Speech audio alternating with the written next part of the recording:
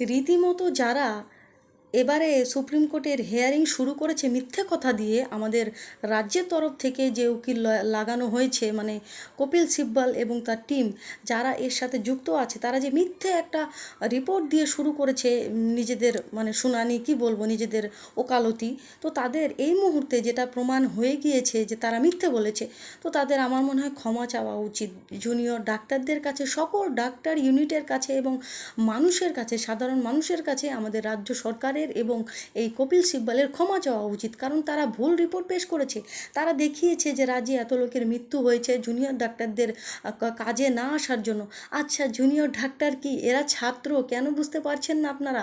আপনি সিএম, ওখানে বসে বসে যতই কলকাঠি নাড়ুন না কেন, আজকাল মানুষ সব বোঝে। সিএম, আপনি কেন বোঝার চেষ্টা করছেন না? জুনিয়র ডাক্তাররা শুধুমাত্র মেডিকেল কলেজেই থাকে, যেখানে পড়াশোনা শেখানো হয়, তারা ছাত্র, তারা শিখছে, তাদের গাফিলতি